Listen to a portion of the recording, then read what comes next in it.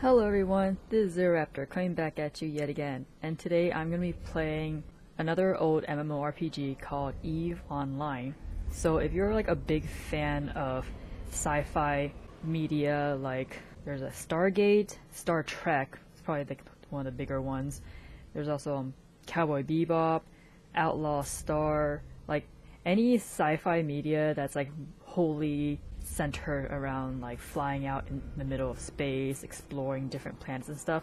This is the MMO for you. And it's really truly like a pretty good sandbox MMO. You can build your character however you want.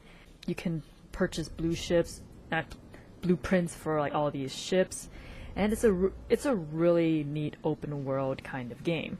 This game came out in 2002, around the same year that Ragnarok Online came out, and my biggest regret was choosing Ragnarok Online over this, because I love sci-fi games, but I feel like in terms of MMORPGs, there's not a lot of sci-fi themed MMOs out there. Most of them are usually relegated to like some sort of fantasy, where it's like Chinese fantasy, Japanese fantasy, European fantasy, or just whatever creative fantasy genre MMOs there are out there, but like very few of them actually go into like the sci-fi theme.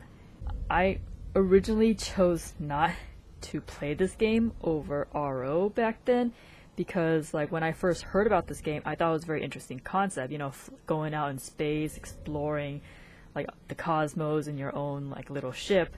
And the one thing that really kept me away from getting into EVE was the fact that a lot of people really emphasize this idea of like having to do micromanaging with all these like Excel spreadsheets and stuff. And at the time, YouTube wasn't a big thing yet, so there wasn't a lot of options for you to find gameplay videos for this game, or any game in general. So I mean, I just pretty much believed what people were saying in terms of the whole spreadsheet simulator kind of deal with EVE, so I stayed away from it for the longest time. The fact that it was originally a pay-to-play game like made things a little bit more difficult. Even I do generally want to play the game as soon as I have like stable income, but like yeah, now that I've gotten a chance to play it, I really regret picking RO over this game, because this is such an interesting game. So when I first played the game, it asked you to create a character. I don't know if it's still the same. Okay, so what struck me as odd when I first got into the game was that it had this highly detailed like character designer. And I was like, why so much emphasis on like, because you can customize your clothes. There's like a lot of clothing customizations, top, bottoms, shoes, like you put glasses, you could put like cybernetic modifications, make it like really like cyberpunk style.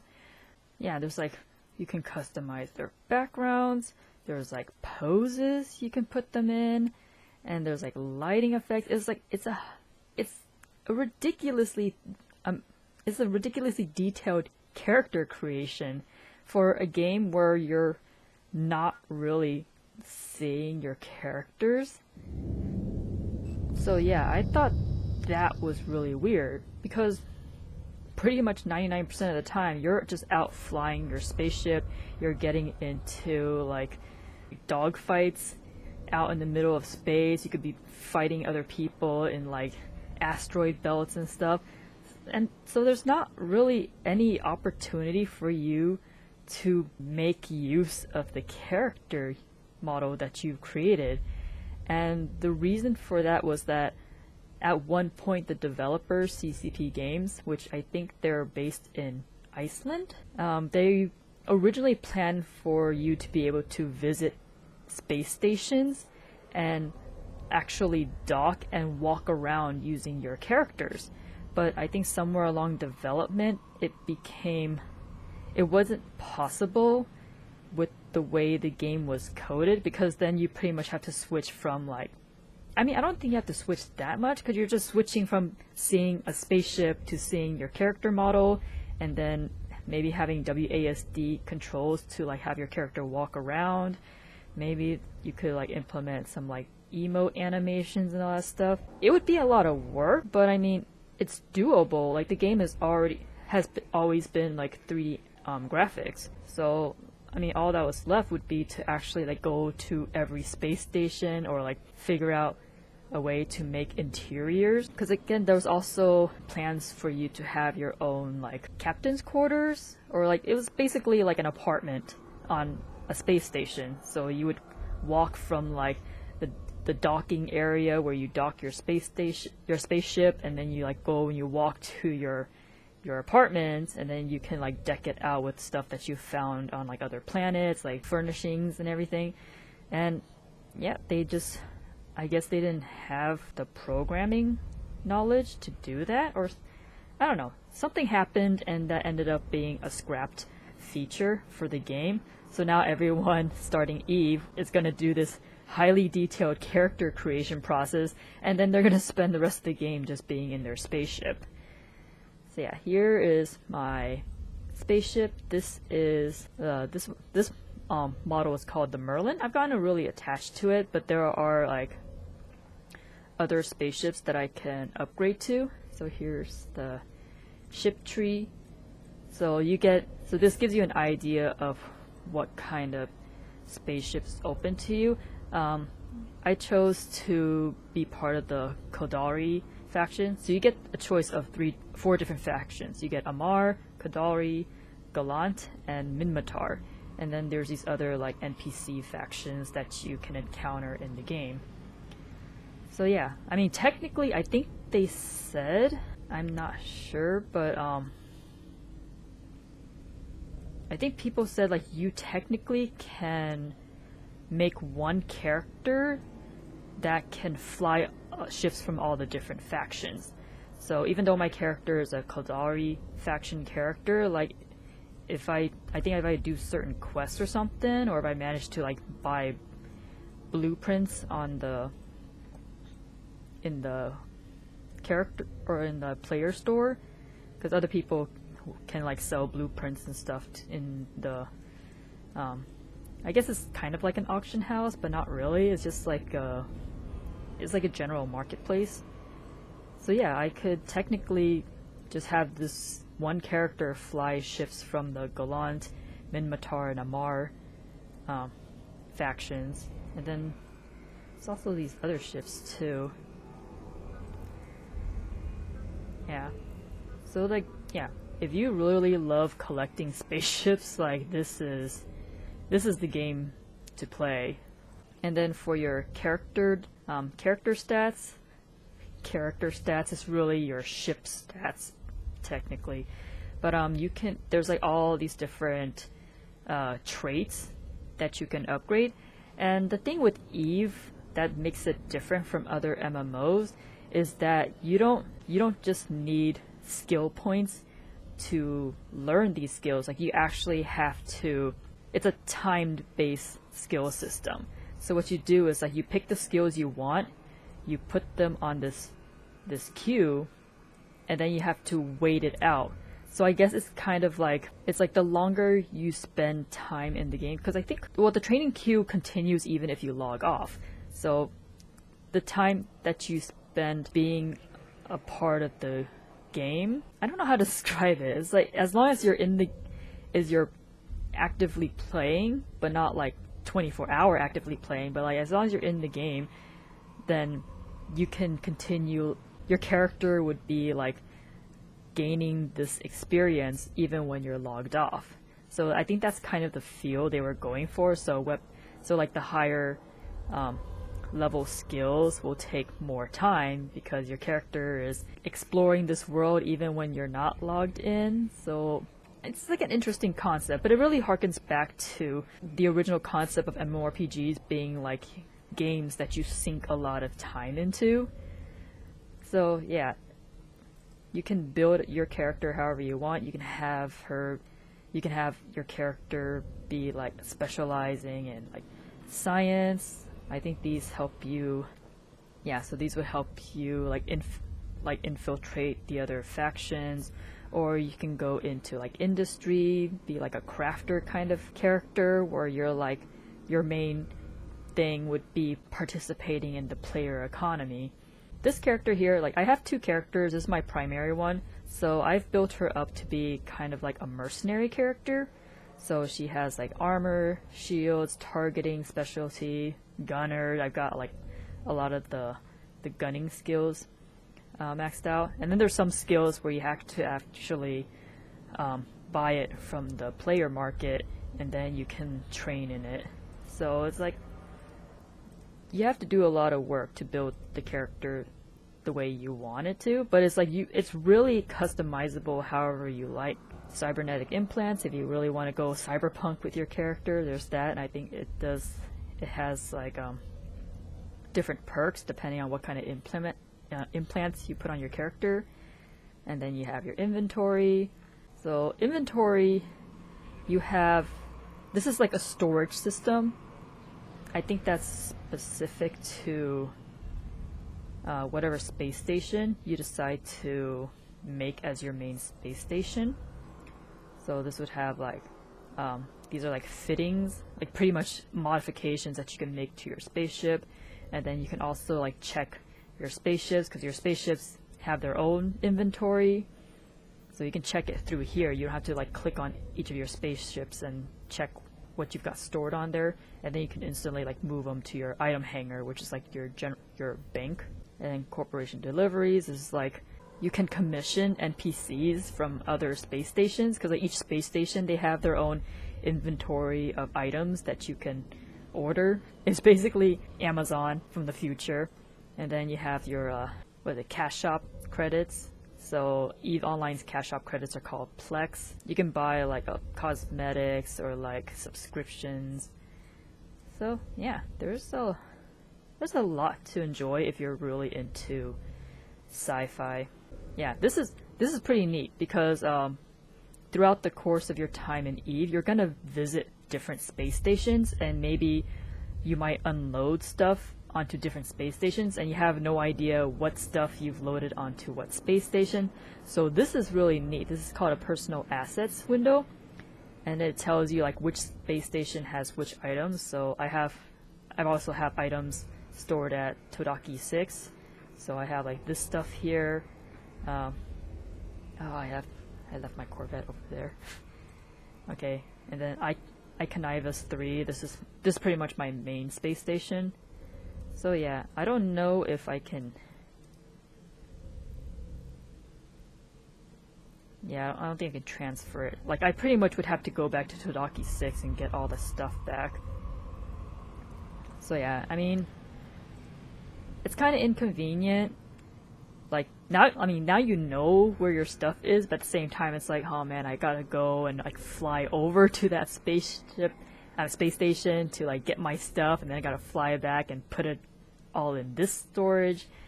So yeah, if you're like the type of person who's like very forgetful of where your stuff is, like this, it'll show you where your stuff is, but then it's just gonna be like, oh man, now how am I supposed to go and get them all? Because I don't think there's a way where you can like ask an NPC to like, hey, could you go over to this space station and bring my stuff back? Like how much money do I have to like pay you for that?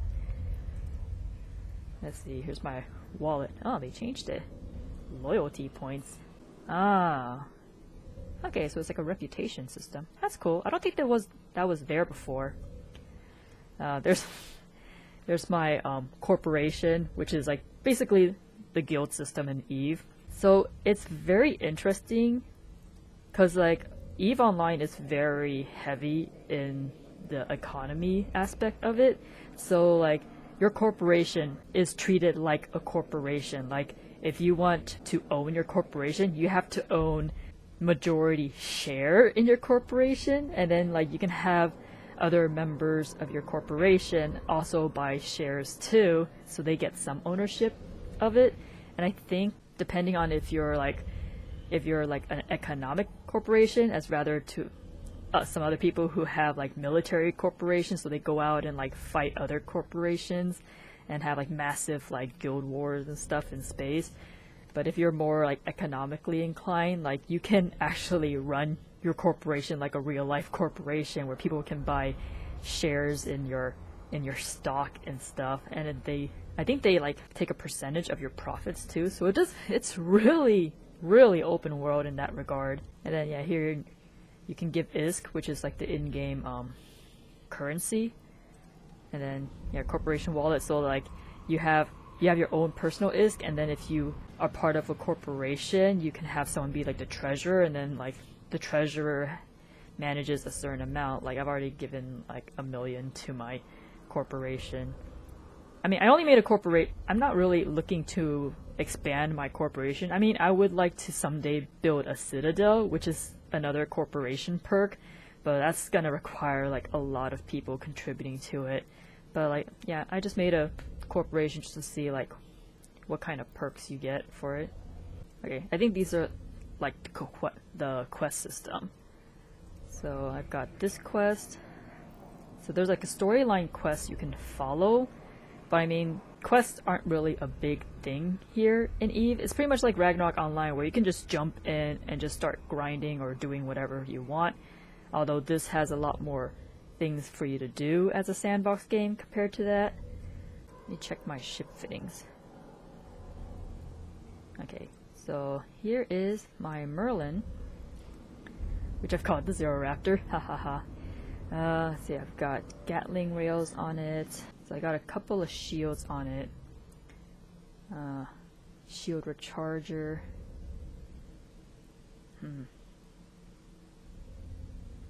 Because I want to do some scanning, but I need my scanning stuff, which is kind of on my Heron. Where's my Heron? Here it is. Yeah, so this is what I need.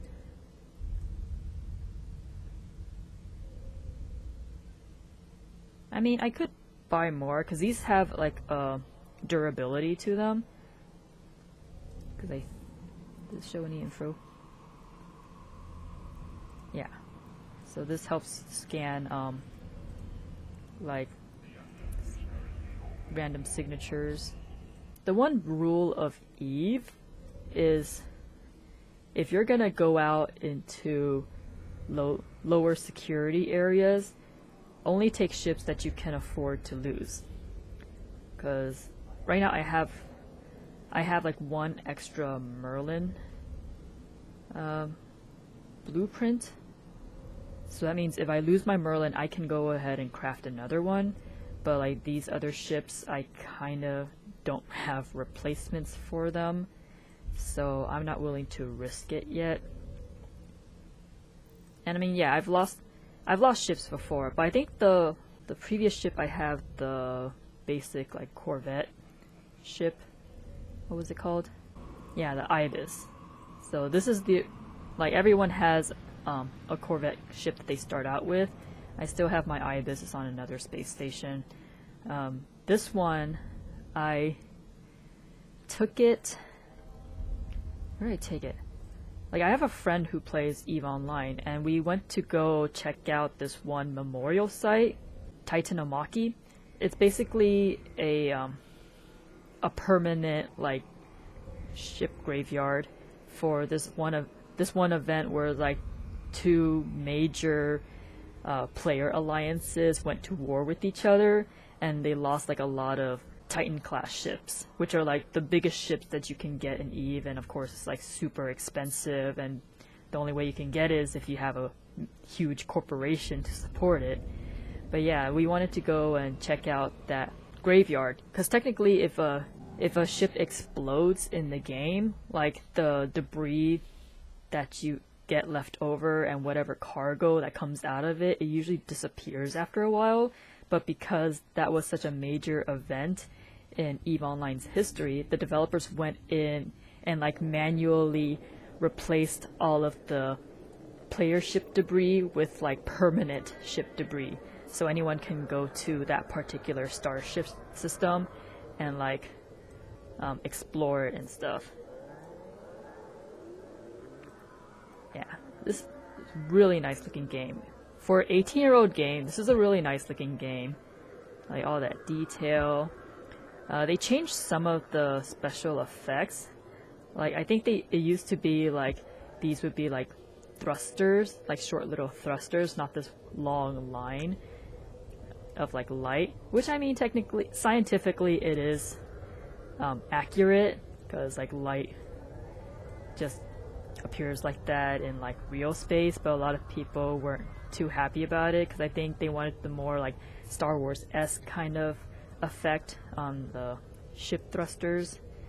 But yeah, it's a nice looking game. Let's see, is there where's that map?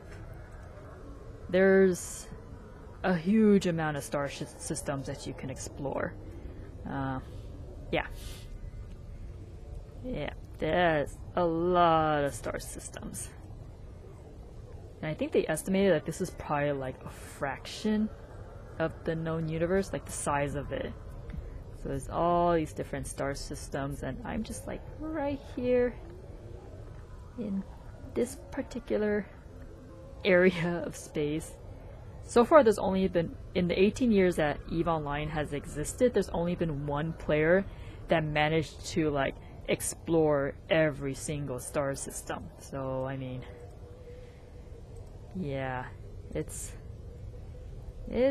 a big game. I don't think even World of Warcraft is a fraction of its size. It is a huge game.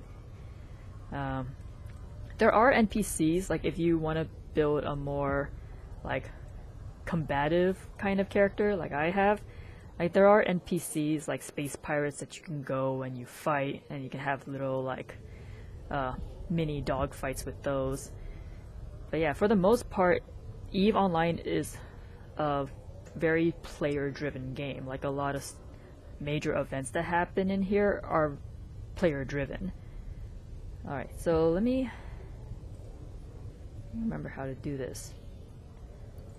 So there's a lot of like little things you can do. One of the activities you can do in EVE Online is scan. So scanning, you have two like preset. Oh, I need a launcher. Oops. Okay.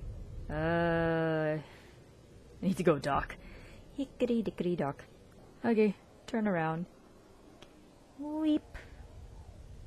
I forgot to get that from my Heron. I think my Heron has the probe launcher. So in order to scan the galaxy for signatures and stuff, you need probes and a probe launcher. And once I get the probe launcher from my Heron and install it onto my ship, I'll show you how it all works. It's really interesting way to really feel immersed into the world of EVE, like really giving you that hands-on experience.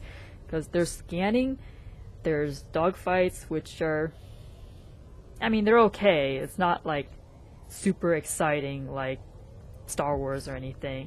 I don't know if they implemented like a first-person view of combat. I mean, there's a first-person view here. Yeah, so you're here in the driver's seat. I don't know how fast-paced it is to fight in this perspective, because I know they made another game called Evalkyrie, which is it was designed for VR equipment. I've played it without VR. I can't afford the VR gear, but it's pretty fun as long as you're not prone to motion sickness, because you're gonna be flipping upside down, doing a bunch of like Star Fox-ish maneuvers. So if you get easily motion sick, like, you are not gonna enjoy it. But if you are one of the lucky people who don't get motion sick and you love being like a TIE fighter-ish kind of experience, or X-Wing fighter or whatever, like it's a pretty fun game. I only wish I had the VR gear to fully immerse myself into it, but I like it. So I don't know if they implemented that kind of experience in EVE, because then you pretty much have to implement a completely different UI for that to work. And I don't know if EVE can be programmed to just switch to that kind of UI. Or can I just... Okay. So I can check it from there. Modules. Oh. Okay, this is showing me all the options I have, but not the ones I actually have. Okay, so that's not that useful. You can skin your ship. I don't have any skins on for this particular ship. So a lot of the stuff that you get in EVE are gonna start out as blueprints, and then you have to you can add like these extra stuff to make it more like enchanted and stuff. Don't have any pyrite. Okay, I need to go mine some of those. It's a lot of pyrite. Okay, so you need the crafting materials. That one's gonna use a lot. Wait, civilian data analyzer. I don't remember it requiring this, because this is like the bare basics analyzer. Yeah, because titanium is like a very common material, so I don't know why it suddenly requires all these other materials. Okay, I'm gonna have to go seek out pyrite. Oh my gosh. Why does it require all this stuff now? It did not require this much materials before. I can't even make the missile. Alright, so I either will have to go to asteroid and mine them, or I have to buy them off the player market. Okay, so if I want to buy this is only available at this space station. I mean, I can afford it. It's not that expensive, but it's just, yeah, because I think when you buy stuff from the NPCs, it's like there's like the base price for it, and then I think there's like a delivery price to have it like sent to your particular space station. So where the NPC has the item is located is very important in relativity to where your space station is, because the farther away they are, I mean, the more warp gates they would have to go through, so that increases the price a little, I think. I mean, this one's close by, it's within the same star system, so I can afford it. I would just rather have my own so I don't have to pay an NPC to do it. Yeah, so here's the regional market. Go look up any items. Million ISK. I mean, these are probably like the high-end stuff, like, cause like bombs are pretty like high-end. I'm only doing like railgun ammo and stuff, so I don't have to buy anything that fancy. Auto targeting. 2 million ISK. The thing with EVE Online is that there's only one server. Everyone who wants to play EVE Online all around the world is playing on the exact same server. I mean, they have a test server, but for the live commercial server, there's only one. I have yet to see any other MMORPG that has their entire player base on one server. And as you can see, like, me playing around, there's barely any lag. I mean, yeah, they're using like small 3D animations and stuff, but I mean, every single EVE Online player is on here with me. So the economy is very global in that regard, and because of that, the developers of EVE Online, CCP Games, they actually hired economists to control the inflation in the game. And actually, looking at it, what's the last thing I bought? I think I bought the Railguns. It's a hybrid, right? I'm trying to remember. Projectile ammo. So many different ammos. I mean, they all, like, different ammos do have particular, there's a purpose for them, depending on what kind of ships you're going after. Yeah, see, this is like the cheapest, one of the cheaper ammos you can get. So the NPC price is not that bad. 50 ISK. Oh, I think that might be per bullet, because I don't think they sell it by like the crate or whatever, because you can buy a ton of crates. So yeah, you have all these. I don't know if these are other players, or these are NPCs too.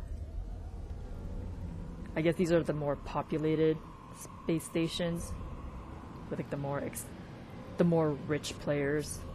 So yeah, they do a decent job like keeping the inflation in check for an 18-year-old game. Let's see. Oh, it doesn't have my transactions. Do they have it here? Nope. Yeah, it only goes back about 6 months. Yeah, I think also another thing is like if you're buying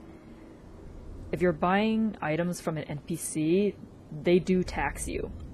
So one of the perks of having a corporation is you set up your corporation HQ in a space station, and then any members of your corporation that's set up in that particular space station would not have to pay tax depending on how you set up your corporation. So that's another perk of being in a corporation. Yeah, this space station is not the HQ for my particular corporation. Okay, I got the probe launcher. Because I'm like, why did I dock in here for? I'm like, oh yeah, I was trying to transfer my probe launcher. So anyways, now that I've got my friggin' probe launcher, no probes in launcher. Have to load it.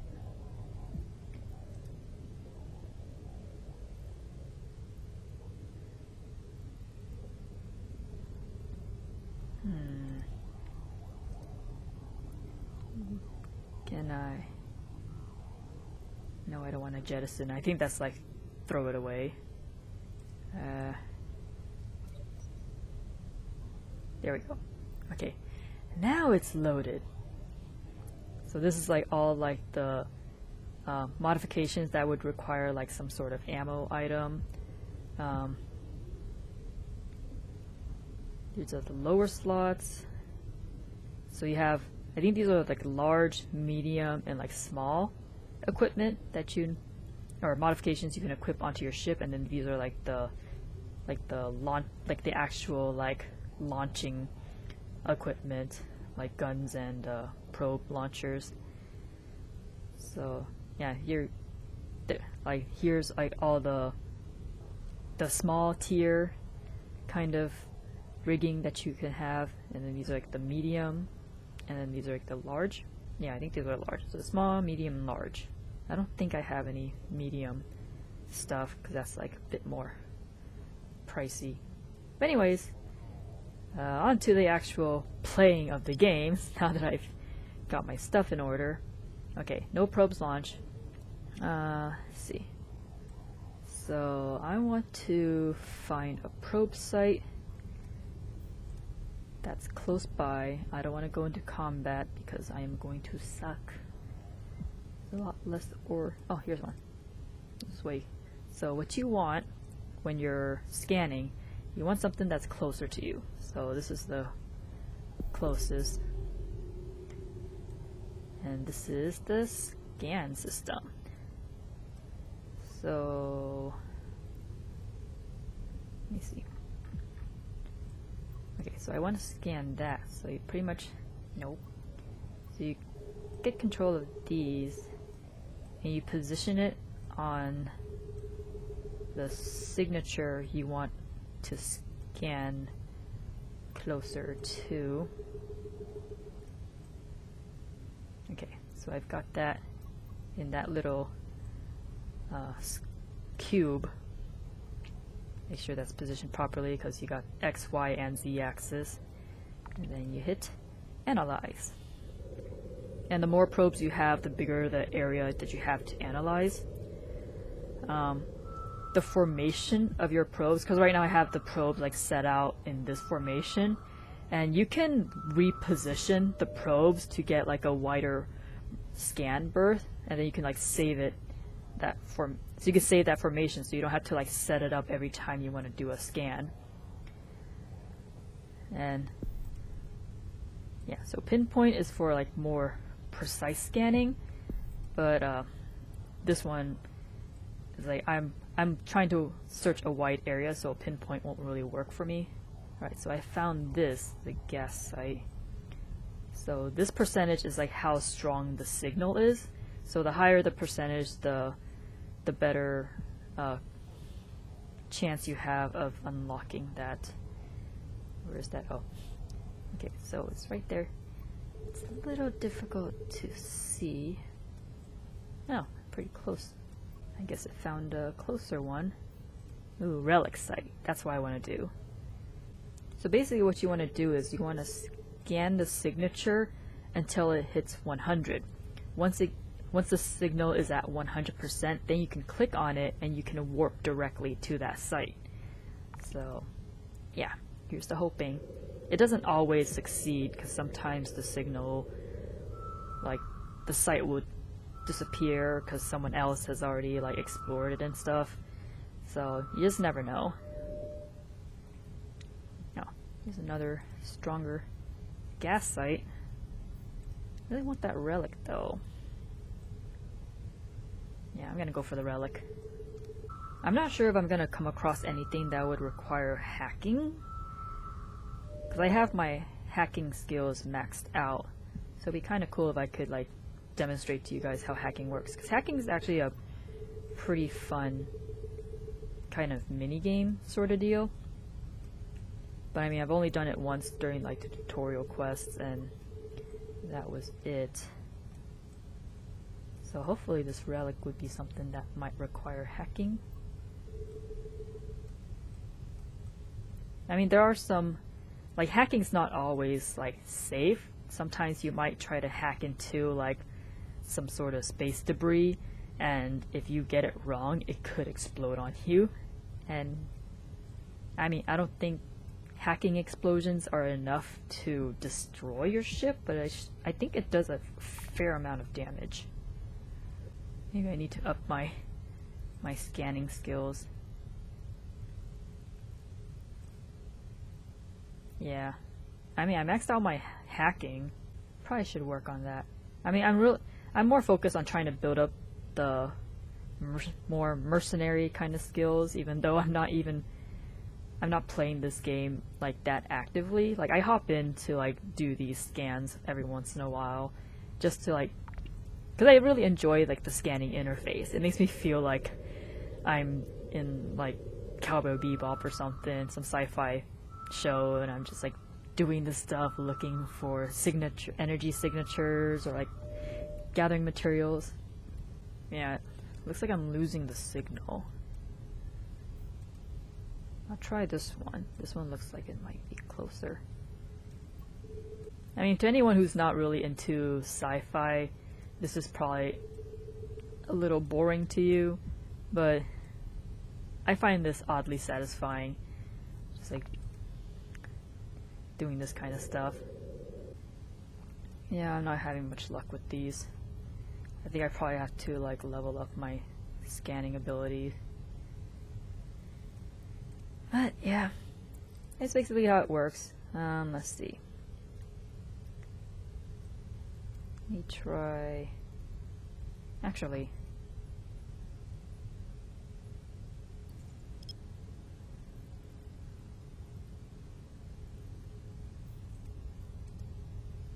let me warp to this asteroid belt.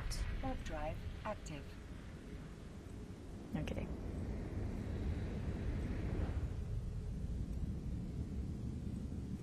Whee! We're going flat. We're going yellow. We're going red. We're going plaid.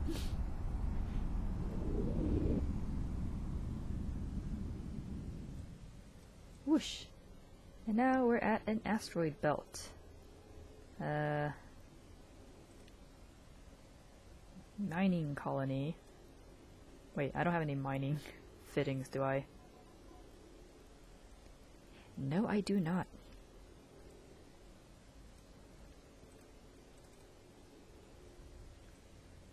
Okay, well, I mean, I guess you guys can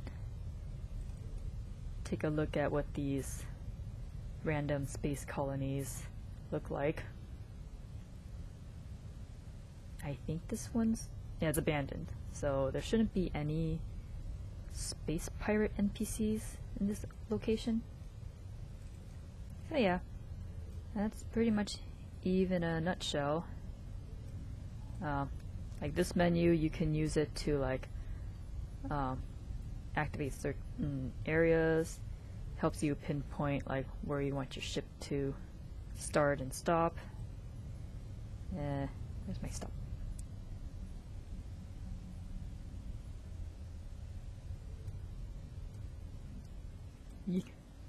Okay. Wait. It's not really easy to control where the ship is going. Yeah, there you go. If you like collecting spaceships, or you're really into like the whole like being immersed in a sci-fi kind of environment, like EVE Online, you can't go get any better than that. And they recently opened the server, or like they actually added what was it, character support for Chinese, Japanese, and I think Russian. So there's a lot EVE Online being open to more players globally. Like with the language support, more players are able to like hop in and like communicate with other players from like their country and stuff. But we're still playing on the same server nonetheless, with all these other countries joining us here in this very star-studded adventure. Not much else I have to say. It's a well-made game. They recently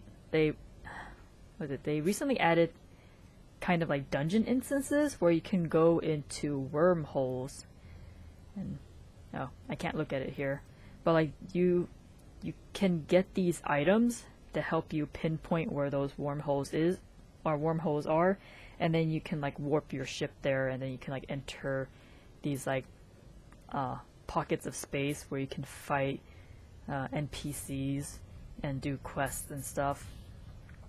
So yeah, it's a pretty fun game. Very nice graphic for, well, they updated the graphics because now the client supports 64-bit, whereas before it was like a 32-bit client. The whole game pretty much got remastered, so it's a great looking game for an MMO that's 18 years old. If you want to hop in, make an account, join in. There's a lot of cool stuff you can do, a lot of stories you can share about your adventures in deep space. One of the stories I've heard was that there's these two guys in EVE Online. They infiltrated a corporation and worked their way through the ranks of that guild for 2 years. For 2 years they worked to get people to trust them until they were at like the top of the corporation with the CEO and everything. And once they were entrusted with control over the corporation, like I guess co-control or something, they stole everything in the corporation and blew up the main CEO's Titan ship. And they did that over the course of 2 years to ultimately lead to that betrayal and bring down that entire corporation with all its members and the CEO and everything. And I thought, like, man, you could not get a story like that, a player-driven story, in any other MMO. Like, that's pretty impressive that you can accomplish that kind of dedication Docking permission to requested. Docking request accepted. To bringing down a corporation in that manner. You would not be able to do that in any other MMO, I don't believe so. And then, yeah, there's a lot of stories like that. It's just, they give you the mark of a good sandbox MMO is like the developers give you the tools you need to be able to do whatever you want. And it's really crazy the kind of stuff that players can accomplish here. Like that one player who managed to explore all the star systems, however many there were, and the two guys who managed to bring down a whole corporation. I don't know how big it was, but I mean, I think the membership was in like the hundreds, so it was not a small corporation. Yeah, there's lots of stories like that in Eve, and I genuinely regret choosing to invest my time in Ragnarok Online over Eve, because I feel like I would have enjoyed Eve so much more, because the developers, I mean, even after they were bought out by a Chinese company, like the game itself is still good. Everything still works. It's not very buggy. The fact that you can have the entire player base of EVE Online on one singular server, all playing together, I mean, that in itself tells a lot about the game. If you're into the sci-fi genre and you love collecting spaceships, they actually do have model kits for some of the ships. They don't have one for the Merlin. I would love to have a little model kit of the Merlin. I think they have it for the Cormorant. I might consider getting that. I don't know where I'm gonna put it between all my Zoids and my Gundams, but I don't know. If I find more space, I'd love to like get my hands on one of those. It's got a pretty sizable community. I mean, a lot of people would argue that it's worse than the World of Warcraft or League of Legends community, but I'm like, it's a sandbox open world game where you're gonna run into people who will scam you, but then you might also run into people who are very nice too. I mean, it's space. It's the wild, wild west. So you can't really expect it all to be perfect. So that's it for my time here in EVE Online. This is one of the few MMOs that I will hop onto from time to time. Given that I've got so many things going on, I can't really dedicate as much time into this game as I want to. So until next time, this is Zeraptor signing off. Laters.